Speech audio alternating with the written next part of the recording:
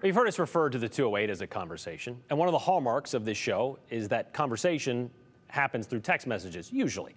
You send them in during the show, and we share them at the end of the show, or you reach out to us after the show because maybe you DVR it, or you watch it on YouTube later, and we incorporate those messages into other shows, like Later, which I assume inspired this text message we recently received from Filer.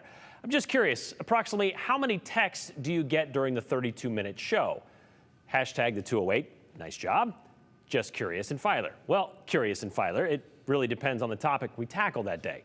Some days we get about a dozen. Others we get multiple dozens, which is why we can't share all of them at the end of the show. Perhaps if the show was 32 minutes instead of the actual 29, we could share a few more. A lot we don't share because they are too long, they don't just make sense, or they're just mean-spirited for various reasons. We try to avoid the insulting and name-calling ones. Others we haven't shared, that is, because, well, we assume they weren't meant for us. You see, 208-321-5614, that number, has seen its share of unintended texts. They're simple mistakes, sometimes sent with a simple message. If you see Mom, tell her I have her phone, which we couldn't tell if it was more of a promise or a threat. Most realize the mistake almost as soon as they hit send. How are you two doing this morning? Oops. Others, not so much.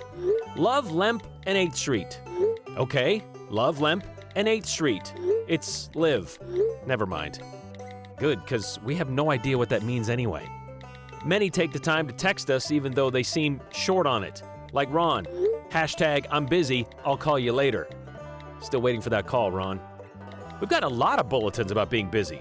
Just finishing a call, be 3 minutes late, says Randy, who seems pretty specific about the time of his tardiness. Someone else seems pretty excited about their short schedule. Yay, I have a meeting from 9 to 10 today. That's it. That's the text. Text that could use a pinch of punctuation. Yes, the red, white, and blue bear claw is brand new, just put on this evening, go Grizz. Is a random and run-on text. We hear about what Nathan wants. I want waffle fries. While another wants to go to breakfast in the AM, which is a good time to go to breakfast. Think it's at Copper Kitchen, but not a good time to go to the Copper with a K kitchen, because they closed earlier this month. Meanwhile, in another kitchen, we assume is around the corner, the fudge is made. I think it turned out okay.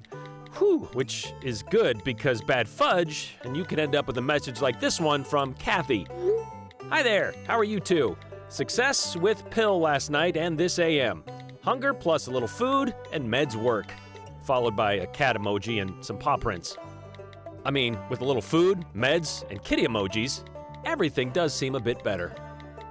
Finally, with summer vacations coming up, Julie is here for us just in case.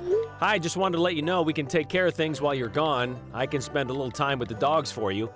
We will be sticking close to home anyway, with turkeys and an expectant goat.